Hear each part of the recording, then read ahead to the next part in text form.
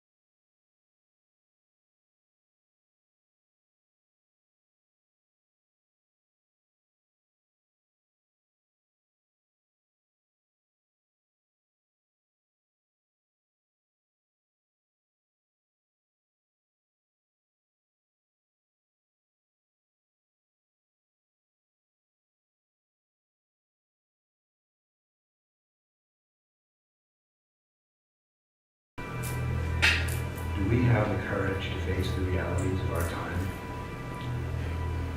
and allow ourselves to feel deeply enough that it transforms us and our future?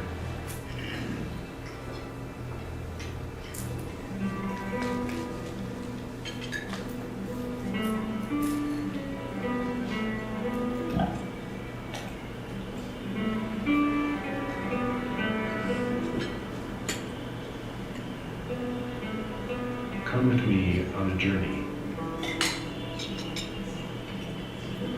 through the eye of beauty.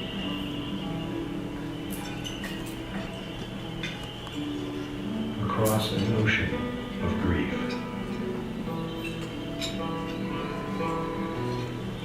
And beyond.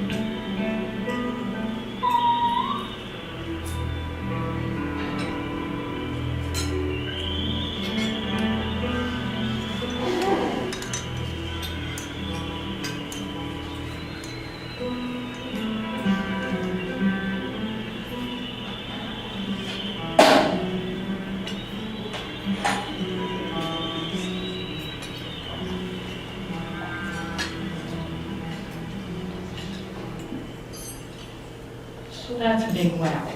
I mean, that gives you an idea of what we're up against, and that's, I have some really good friends here, they know I jump the hat. That's 2,000 miles from where anybody lives. So it's not like it's down the street. I mean, it's what the birds are picking up in the ocean. So I want to start with, this is a good one for all of us. 9,960 mail order catalogs are of junk mail. 9,960 are printed, shipped, delivered, and disposed of every 3 seconds in our country. Think about these numbers. So when you're talking about recycling, as I say from my Jersey roots, forget about it. Think about reducing, and I have some answers for you. 1.14 million brown paper supermarket bags are used in the United States every hour. Millions and millions and millions, and they come from trees, and they need water to produce them, and they have to be shipped, and it's all part of that. Okay, 100 million trees are cut down in the United States yearly to make paper for junk mail. I got the mail today, and it was full of junk, and I have done everything I can to get rid of my junk mail, and I stood by the recycling bin, and I had one piece of mail for me, and the rest was, it's Tuesday's junk mail day.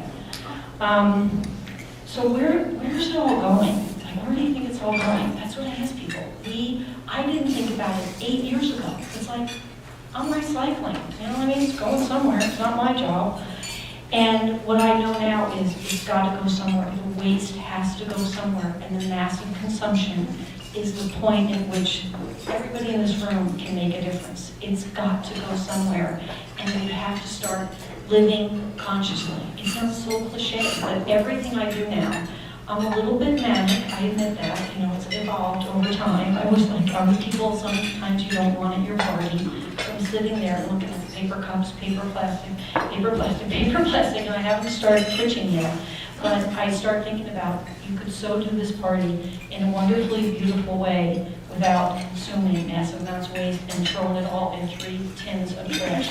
I had a Rotary function at my house about, a month and a half ago, and my husband and I set a goal of having less than 1 trash bag for the party, and there were 72 people, and we had like half. Because we used real plates, we used real glasses, we used pitchers of water. We did not, somebody brought water bottles over, and I said, are you kidding me? Like, seriously? Dude, get those in your car. They're not coming out my house. So we did that. Okay. So we have to think about where it's all going. I just went to a conference in May at Monterey Bay Aquarium for Seafood Watch. And a lot of where it's going is the oceans. And not only is it killing the fish and killing the birds, that's like worst case scenario. Fish are eating it. And then guess who's eating the fish? Not me, because I'm allergic, but lots of my friends are eating it. My daughter's friend is 33 years old. She just got diagnosed with mercury poisoning because she doesn't eat meat, she just eats fish. So she's 33 and she has mercury poisoning. Like, you can't make this stuff up. It's like, start asking people, where do you source your food to? Is it a Seafood Watch food? Because there are restaurants in Tucson that source their fish sustainably, and all of that stuff are little things you can do. Okay, so lots are going into the ocean. One of my favorite things is people say, well, I recycle. And I'm like, that's really great. And the greater thing would be reeling it back in a little bit and not recycling, but reducing and using your plastic for an emergency only. Like if I have to get a plastic water bottle, I wear a disguise going into the stores. I'm barely kidding, okay? So landfills, we can't keep up. And remember, I'm just talking about the United States. If you want to go globally, I can show you films that'll make you a lot sicker. They're like so disgusting and reprehensible that you think this can't be happening on our planet. But I have to start with Debbie Downer and end with Polly Positive, and that's what I'm going to do. So one of the things that I think people like, and I hope that you like it, is I really give you a look at my personal life.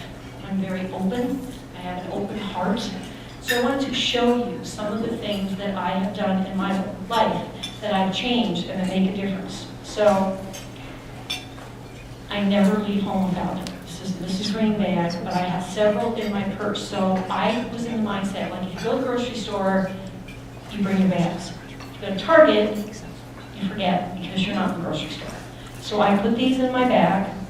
I have other ones like Chico's and other brands that I keep in my purse that are light and little and squishy so that I never, ever have to say yes to a plastic bag, because that's kind of the declaration you have to make. It's like, it's not okay, like ever, ever, ever. This bottle I'm so proud of, because when I first started the Mrs. Green journey, I had no flipping idea where we were going with this and what I was doing, and like, you're 58 years old, which was a long time ago, and I'm like, Mrs. Green's world, really? So there was a contest from a company in New York City for a swell bottle, okay, and these bottles, I don't know if any of you know Sheila Cressler-Crowley from Bookman. She's the VP of marketing there. These bottles are double insulated, so I can leave it in my car for maybe 12, 15 hours and come out and drink it, and it's ice cold. I can tell you a little secret. They sell them a lot cheaper at Bookman's than they do online, even though I love Sarah. Support the locals. So this bottle, there was a contest to name the bottles, and one of the members of my team got on it. And this bottle is called Mrs. Green, and it's the only bottle that's named after a person. I mean, you would have thought we won an Oscar. That's another part of it. And this is a very personal story that I probably should have the sense not to share. This is a recyclable, people, okay? We all use them, okay? So here's my funny story. I was in a hotel in Phoenix. Finished a roll, put it in the trash, this in the trash, because I'm out of town. I woke up and I thought, oh my God, you can take that home. So I was so glad there was no hidden cameras. I went to the trash and I got the toilet paper roll, this out of the garbage and brought it home, because that's how not so I have become. So that's a personal problem, okay? Parties. I am 97% finished my book, and one of the chapters is it's your party and I'll cry if I want to, and I hope people laugh when they read that chapter. So I started reading about waste and parties and events, and I started thinking, I love cute cocktail napkins with fun sayings on them. I mean, it's a total chick thing. My friend Lynn Duesenberry, she has like, I think a whole room full. And I thought, we're just throwing them away. Like, seriously. So I started buying on sale little cloth cocktail napkins for when I entertain. It's funny to watch people's reaction. They're like, they have like chicken wings on there, organically grown and of course certified cruelty-free chicken wings. And they're looking like, can I really use this? And it's really fun to see people's reactions. So parties, I thought, here's a group of women that entertain, and some men, thank you so much for showing us, that parties contribute hundreds of thousands of pounds to the landfills just around graduation time. I mean, think about how many graduation parties there are with every kid from 8th grade, high school, and college. And having green trees becomes fun. And you can think about things you can do and use decorations in the house that you have, like your baby shoes, and put some flowers from the garden in them. So green parties is something that in our house, people love, and among my girlfriends, they'll call me and say, Gina, oh my God, we'd be so proud of me. I had 16 people for dinner, and we didn't use any paper, no plastic. Like, who wants to eat with a plastic fork anyway? I'm always the one that breaks it, and everybody looks like, oh yeah, she's going for it. Okay, here's another thing. And I have many products that I believe in. There's somebody here from Arbonne that really started me on my journey. Just simply buying bigger containers of healthy products makes a difference. Because you're going to buy it anyway, and these last forever. Like sometimes you want to change products because you are wanting to try something new. So I went from the little size that has to be replaced and the plastic goes in the landfill. Evas happens to have a very aggressive recycling program, so Evas is a client of mine, and I believe in their products, and I believe in what they're doing for the planet, so that's another thing Mrs. Green does. Okay, I didn't bring the used book, okay? This is foot scrub from the farmer's market. Yes, I'm sure you know those guys at the farmer's market at St. Philip's. These two guys that are just so cute, and they do just an unbelievable business. And this is made out of all natural ingredients, essential oils, and it has walnut seeds in it. So I'm not going to take off my shoes and show you how smooth my feet are. I'm just going to tell you, when I use this soap to scrub the bottom of my feet, I do it guilt-free, because that goes down the water, the drain, and the water goes somewhere. You know, I keep connecting it back and saying, okay, I was using something that had a bunch of chemicals in it, and using it and washing it, and you know, lots of things have changed in the Murphy-Darling home. Okay, this little cutie is I put next to my desk, and I brought it as is because it's my recycling that's next to my desk. So when I am up at the, you know, in my home office, and I don't want to walk all the way down to the garage, it's not like I live in a 6-mile house, but you know, I'm busy. So I put everything in here, and then when it gets full, you know, James or I take it down to the recycling bin instead of putting it in the garbage can. Like, how hard is that? Here's the garbage can, which has some things that I know I can't recycle. So it's such an easy habit to change, and I'm using it. I always, 99.9% of the time, I try to bring some examples. I use both sides of the paper. If I mess up, I just put it back and there's recycling. So if I have to print something, I use 2 sides of the paper instead of using more paper because of the massive reams. I was going to tell you statistics on that, so that's another little thing I do. And, okay, I think I've covered all, like some of this is trained very personal private habits. So there's other things that you can do in terms of waste. Bill and I had a really great conversation before everybody got here, and believe me, trust me, you heard it here if you haven't heard it already. The next wars in our world will not be fought over oil. It will be over water, and it's already happening everywhere. Because we can't believe that you're not going to be able to go to the tap and turn the water on, but I have been with scientists who have seen the future. They have a crystal ball about what's happening, and they are spot on. Wasting water. I have a game that I play with myself, and I time my showers with my phone. And I see if I can get it under 5 minutes. Well, of course I can. Like, what do you do in the shower for 15 minutes anyway? Not anything I ever wanted. So we have this whole thing. I changed my clock. So the other day I saw if I could do shower in under 3 minutes, okay? And I did. And I was clean. And everything got taken care of. So there's changing your habits for sitting there. I mean, my daughter came home and I was like, what are you doing? Like, seriously? What if we had no water? Are we all getting it out of a bucket? Get out of the shower. And they're changing their habits too. So water is huge to me. It's another thing that you can do.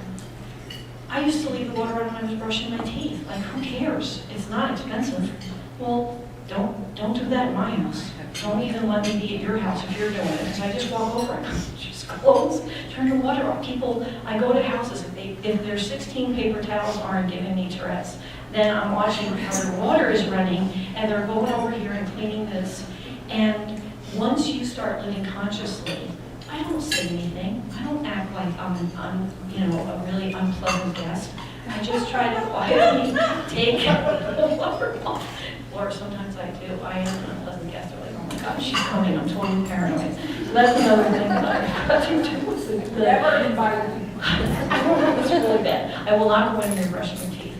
So what can you do? I've kind of hit on it. You can really, if you do nothing else today, don't ever, just say I'm not going to use plastic bags. It means sometimes if you back out to your car, get extra exercise. It means that you might have to carry things in your hand, which we do. I mean, it cracks up. And sometimes, like, people check on us out think we don't like them. I'm like, oh, no, I just don't really want to use any plastic. You get money for, you get. Yes, at Target, you get a credit. I mean, it's happening all over. Yes. Sometimes I forget my bags and I tell them, oh no, I don't want a bag. And they look at me like I just told them, please take all your clothes off. Seriously, I agree. It's like, why are they training those people? I can come back and do another presentation on that. Another thing that you can do is a pain in the neck, and I did it. Like, how many Chico's, Victoria's Secrets, Land's End, blah, blah, blah, blah catalogs do you get, especially around holiday time? So there's a website, and you can email me, or this is not hard to remember. It's called catalogchoice.org. And it takes time. It's a pain in the neck. You have to go on, and you have to tell them each catalog you get. And I can tell you this, Victoria's Secret will not accept a note. You have to call and say, please stop getting the catalog. Send me those little gift cards, that's fine, but don't send me any catalogs. I'm okay with that. Okay, online billing statements. These sound so obvious, but I still have some where I get bills in the mail. And I mean, I'm telling myself, Gina, you're Mrs. Green. I hope nobody's checking your mailbox. Yes? Why, when I wrote to all the council people and the mayor 2 years ago and said, I'm online with my bill paying, why am I still getting a paper statement? Nobody even responded. I don't know, Katie, you want to take that one, or did she leave? Yes. Katie, not putting you on the spot, Katie. I'm so kidding. I just couldn't believe it. I just couldn't. I get my water bill online, and I get my electric bill online. I can tell you that. I don't get any statements. My water bill. How does the city still send? Yes, my water bill comes, I'm not kidding. Only if you have a credit card. I don't. Water bill, they're asking, does anybody else get a water bill online? I'm not kidding. Okay, so some people, I don't know how, I use a bill pay service, so maybe that's it. Maybe they send out paper. I don't know, but these are things that I love that you're bringing up. Okay, packaging. Oh my gosh, I mean, just if you're sending packages, if you own a business, don't use those disgusting peanuts. They're disgusting. They never biodegrade, like never. They never, ever, those styrofoam peanuts, they'll be here for generations to come. Use old newspaper if you get the newspaper. Use recycled paper from your printer. Just don't use peanuts. They are right up there with toxic waste that we can never get rid of that makes it just easier. I, of course, would always encourage you, and this is green, to support locally owned businesses in very different ways. Yes, because the money stays here. A lot of times, like farmers markets, these people are trying so hard to make a go of it. These soap guys, I mean, I buy some from them, a little bit pricier, didn't have to be shipped, didn't have to be packaged, didn't have to use fuel to get it there. So supporting locally owned business, if we shifted 10% of the way that we spend our money, it would shift our local economy. And those are things I can absolutely back up with facts. Support them. You know, Lori Lieber's here. If you own a locally owned business, you're likely to use a local graphic artist more so than if you're with a big company, because they have a graphic artist department. And there's nothing wrong with big companies. I'm a capitalist from the get-go, okay? But there are ways with 10% difference that you can shift and make a difference. I really encourage you to check out Chris Jordan's website. That's the guy that did the film Midway. And a lot of the facts that I get are from him. He is a wonderful guest on my show. I've only cried twice on the show, which is so embarrassing. Like, I don't mind crying, but when you're on a show, when he told me a story about one of the girls that they photographed, it was alive when they got there to start the filming. and they watched it starting to falter, and they knew it was going to die, and his team looked at him, and they said, you know what you have to do, right? And he goes, I do. And he opened the bird to find out what was in it. So like, yeah, it was like, I feel like I had like allergies. And I went, sorry, that's, you know, but like those kind of things are so real. And looking at his work and the impact that he's made on the planet, I encourage you. This is so simple, but it's all related to saving water and saving energy and saving the planet. Turn off the lights in your house. I'm sorry, I'm a big believer in contact fluorescent light bulbs. They are not like they used to be. When I first got them, I'm like, I'm so old, I can't read, they're so dim. Well, guess what? I know this isn't the right terms, but they come in watts now. You're not supposed to say watts, but like you can get like a 75 watt bulb in CFL, and it's another language, but it's, you know, candle something, I don't know what it is, I just know it helps. Another thing I've started doing is, this is so fun. Like, how many of you go out with like 2 other couples? Or you're all going to the game? Like, everybody's going down Campbell. Carpool. I started calling my friends saying, why are we taking 3 cars? Why don't we just like switch into 1 car? Or some of you are still driving SUVs. Let's go in your car and we're only taking 1, which is the greener thing to do. It's fun. And then you start like gabbing for the minute they all get in the car and you have more of a fun trip. It's another thing I did. And the last thing I'm going to ask you is really personal. I really want Mrs. Green's world to be someday the Oprah of Green. And people laugh at me when I say that. They're like, laugh louder, laugh harder. You just have no idea how that inspires me. Because to me, it's not about Gina Murphy-Darling, or I would have named it the Gina Show. It's about Mrs. Green's world and creating a global community of people who care about the planet. I have just rock star guests, and I have to be able to ask them intelligent questions every week. And sometimes I'm like, what do you think you're doing? You're interviewing one of the top scientists, in the top 100 on climate change. I'm like, what am I going to say? Hey, Wally, how's it going? It doesn't feel to be in the top 100. But I don't ever do that. I work really hard, and I do lots and lots and lots of research. I do the research for my own show. I have a producer that sets up all of the, you know, the phone numbers and the call-ins and all that stuff, and the team. But what I'm asking you to do is become a part of my world in whatever way that works for you. I would love to get over 5,000 on Facebook. I'm at 3,800, like 31 or something like that. I mean, not that I checked recently. And I am on Facebook, Twitter, Instagram, YouTube.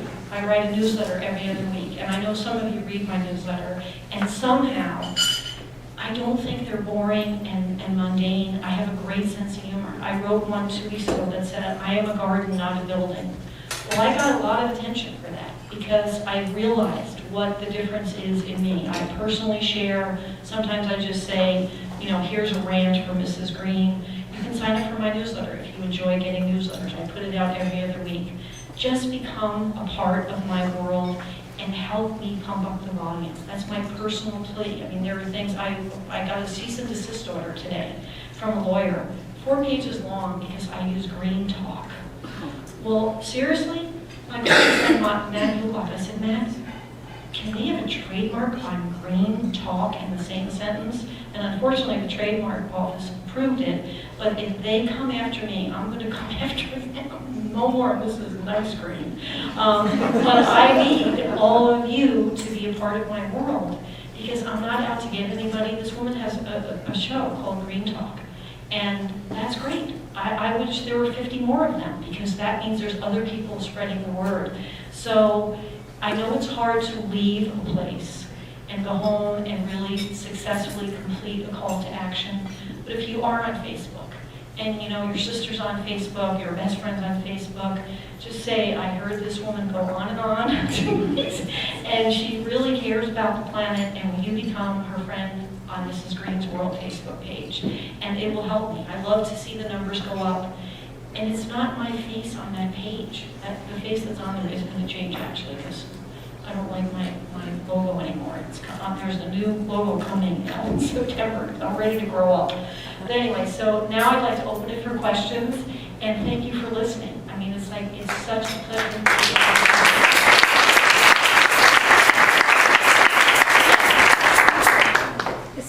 suggestion. I lived in Flagstaff 27 years in association, in different associations. And when we came here to Tucson, my husband and I, we decided not to live in association.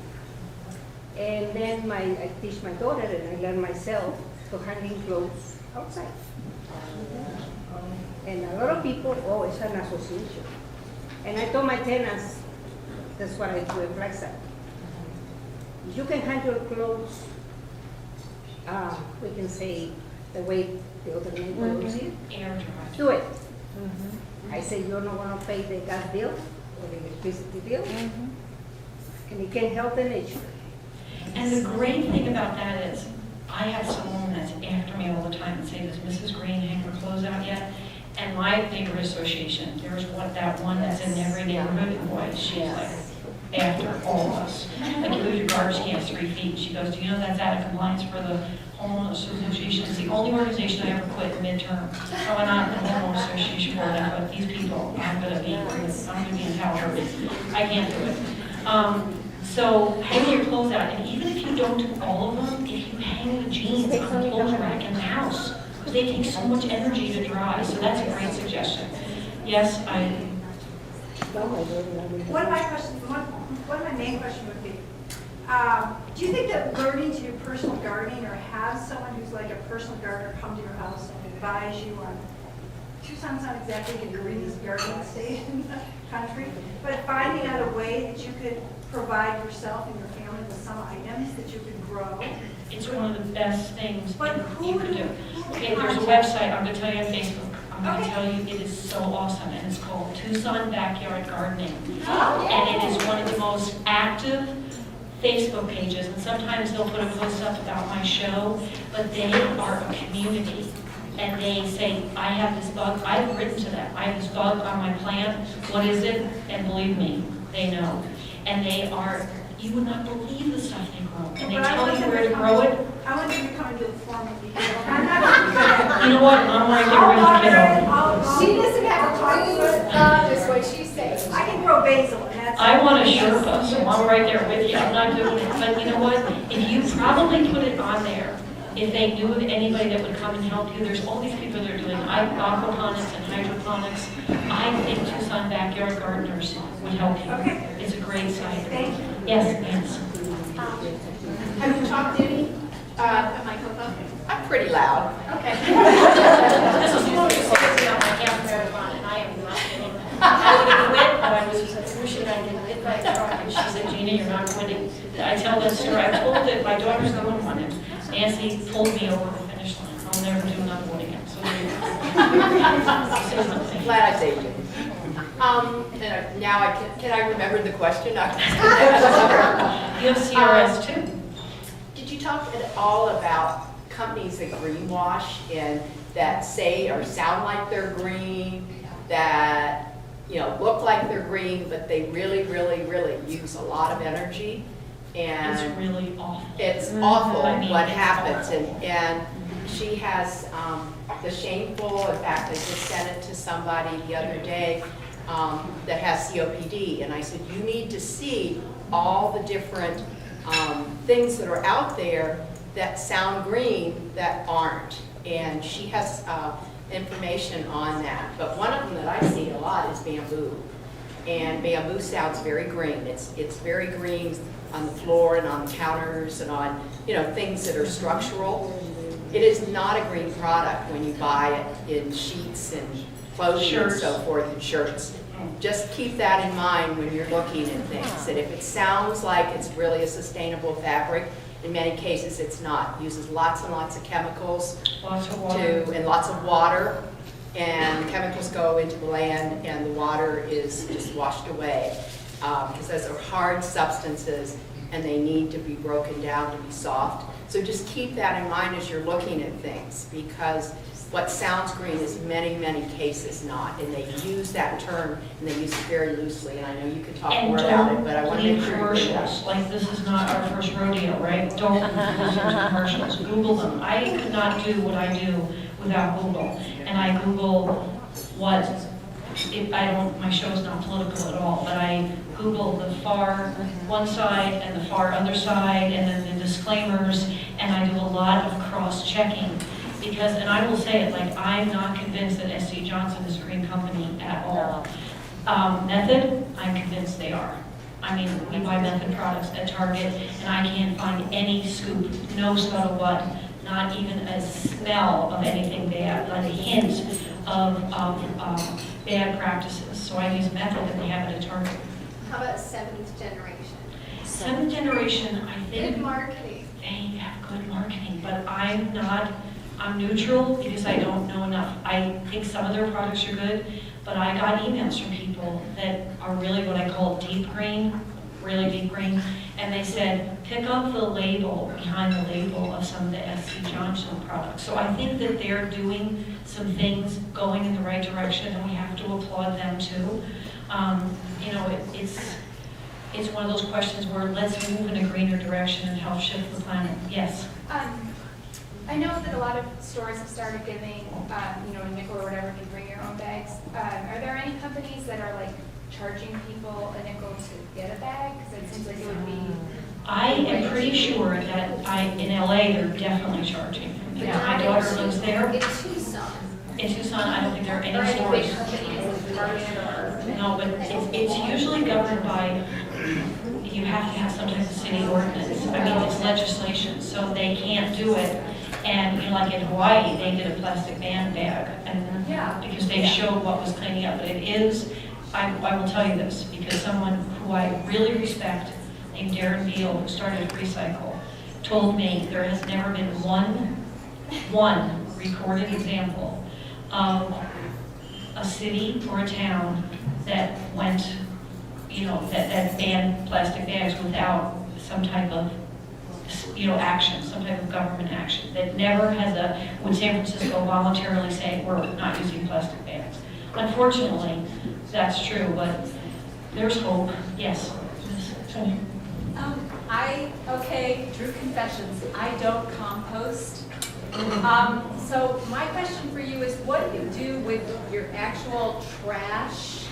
Like in my house, on the rare occasion when I don't have my cloth bag with me and I accept a plastic bag, I use it in my trash can to collect my trash, and we talked about going commando with no bags and just putting trash into our trash bin. So gross, right? Thank you. So my question for you is, like, what do you use for your non-biodegradable, non-recyclable, non-compostable stuff? And I am truth in totally revealing. We buy the Glad bags that are now biodegradable. And they're a little bit more, and they say biodegradable on them. But the most important thing that I can go back to is the amount of trash that we are producing is so drastically reduced. And people say, oh my gosh, look, I'm so proud.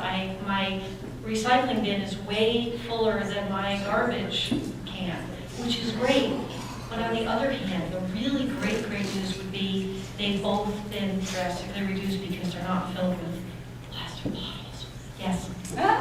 I did something very brave, and I got rid of the kitchen trash bag liner, and I experimented with, I got those paper bags that they put in the panty liner things. I found them both online. And at first I was kind of hesitant, but I've thrown stuff in there that's pretty wet, like wet paper towels and stuff like that. They have not broken. What are they? What do you say? It's wax bags, wax paper bags. Wax paper. Like they're like about the size that they use and they put in the bins for sanitary disposal. Where do you find them? I don't even remember, I found them She online. steals them out. She steals them. I recycle mine, and so this is I started this a couple weeks ago, and now I have a little teeny trash can. I found a trash can, like if I spread them out, they'll kind of stand up in there. And But fill how the whole great little is that? trash can, and I mean, it's that's so really great. exciting. And I'll share that story. So Gina, I'm from Ohio originally, and our farmers still burn their trash. Right. They all still put their trash in a big trash can out on the farm and burn it. Well, So good, man. I mean, if you knew, like when that report came out about 2 months ago about the particulates in the air, 400 particulates of carbon, it's like, you guys have no idea how bad that is. And I don't know how we're doing on time, Camille, but I love the questions. Are we okay? Yeah, we're fine. Okay, yes. Yeah, I remember when I was a child, the city of Philadelphia, we had family friends who lived in Philadelphia, and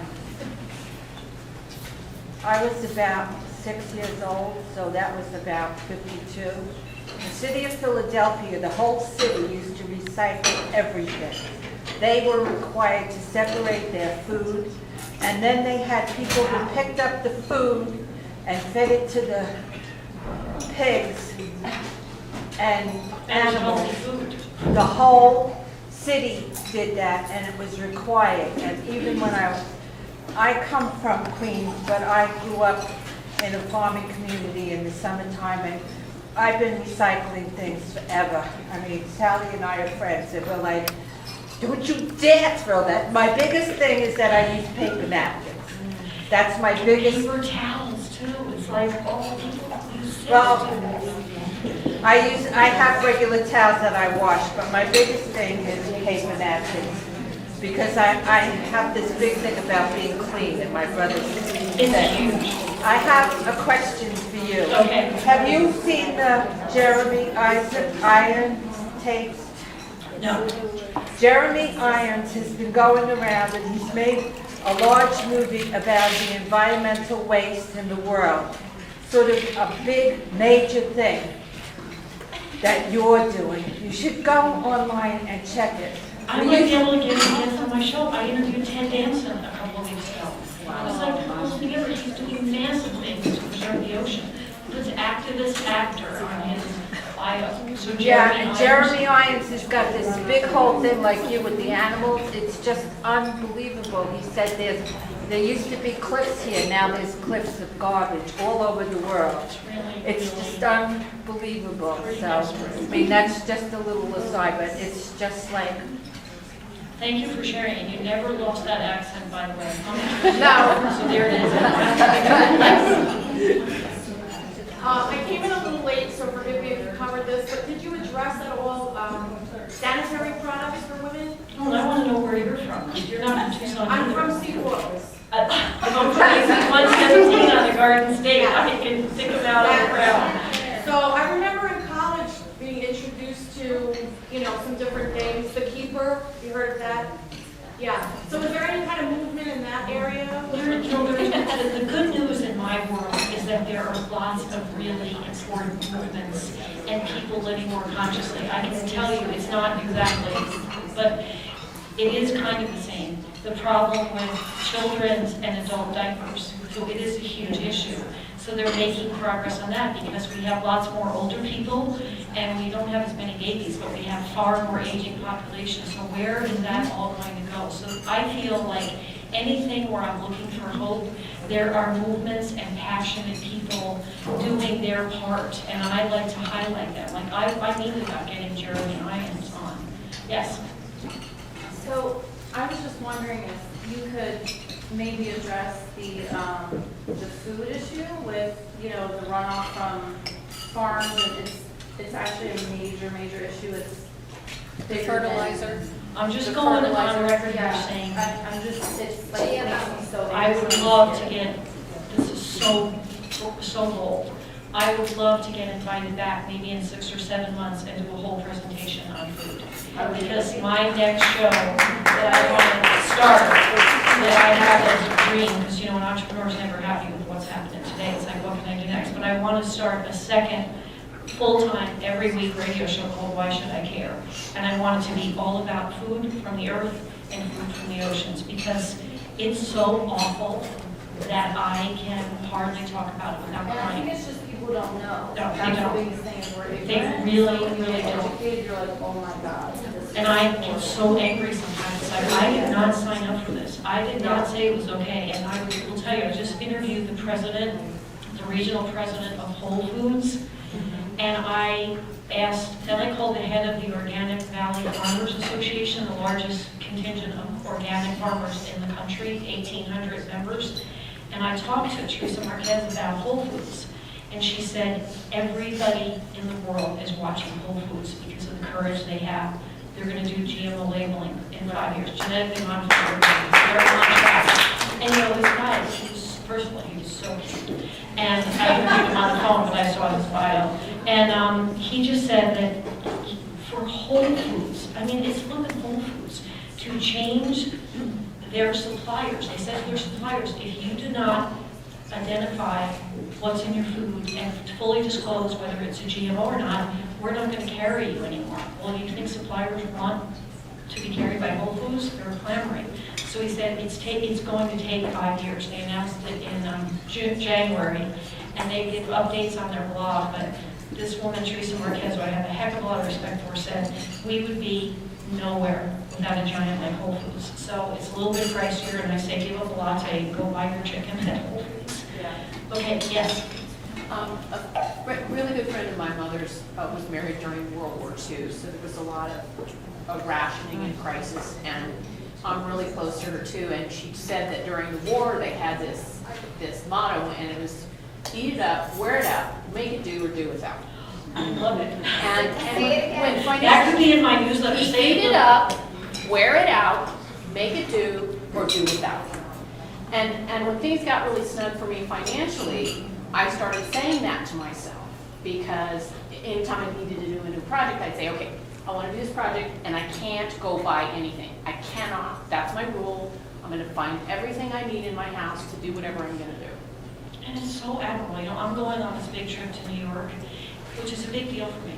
I'm from Jersey, and I worked in New York City, and that I'm not going on a shopping spree to go. I mean, this dress is New York fine, and I thought I'm not going to go spend money to be in that mode. And I will tell you this: I wear this dress that I get the most compliments on. It's kind of like a, you know, alder fox dress. You know, like what am I? Puma, not a cougar. I'm a Puma. And so I wear it. People say, "Oh yeah, that's really nice." And I got it at Goodwill for $12.95. They're a client of mine. I shop there. I get stuff for entertaining there, and I'm proud of it. I say, "Oh my God, I got it at Goodwill." I might not have said that 10 years ago. Now it's like wear it with pride, and I get a lot of really cool things at Goodwill. Yes. I'm a middle school teacher, and my colleague and I do a lot with sustainability, and there's so much more than just recycling and our big push is the water bottles, because we do want our kids to hydrate throughout the day and it's hot. And a lot of times it's more expensive. How do you justify, I know we all have water bottles that we can bring that are like yours, and I love that, I'm gonna buy one, but you know, And they have trying to show little them ones how like you they think eat that's more ones. expensive in the beginning. It might be more expensive to go buy a $10 water bottle, but in the long run, how much per gallon are you spending on the water bottles that are, you know? But how do you get the younger generation to buy in? Because they think just recycling is good enough, and there's so many more steps that we need to go beyond that. Do you do anything in your, and I'm sorry, I'm not familiar right now with your website, but I sure will be. Do you gear it towards teens? Okay, so, you know, I talk about my dreams. I have interviewed kids as young as 9 years old on my show, and I am a grandma. Like, I think of myself half the time as Mother Earth, if you want to know, in my fantasy world. And kids love to sit on my lap and on and on. So, to me, there are lots of kids doing really incredibly amazing things, and getting teachers like you to get them engaged and getting excited. Okay, who was telling me, where are you sitting, about your daughter that was really getting you, yes, there you are, Arba, getting her daughter comes home with lots of information. She goes to a Montessori school, and from where I sit, more kids are getting it than people my age. I mean, that's what I think is sad. So we have to keep trying, and you know, I look around me, there's a very diverse demographic here in terms of age, but I took a thermos to school. I mean, a water bottle. And I can do a cost study analysis for anybody who wants to bring it on to me about what's more expensive, just in money, not in impact to the environment, of water bottles versus a reusable bottle. I did a cost study analysis. Chapman is one of my clients, and they have a Going Green team. And we did a cost study analysis of their plastic water bottle use, and believe me, changing the culture of car dealerships, they have 7, has been a very big challenge, and they would be standing right here saying it, trying to get the car salesmen to use the reusable bottles themselves. I mean, we bought reusable bottles for them, but the money that they spend a month on water bottles just for their staff, I said, look at the numbers here, dude. You want to save money and really care about the planet, so it really is cheaper to do that. Yes? Just a quick question.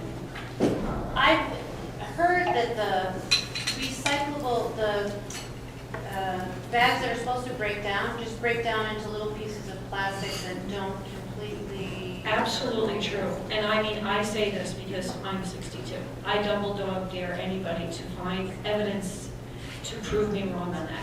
I believe, from what I've read over the past 6 years, that the very first plastic bag is still out there somewhere. The particles break down, and they are petrochemical, and they never biodegrade. And one of the people that can fight with me on this fight is a friend of mine, Jason Tankersley, who owns the Fairfax Companies, which is, they make green waste and they take post-construction waste, but he's brilliant, and we have gone down the rabbit hole on the internet. Plastic bags are with us forever. And the thing that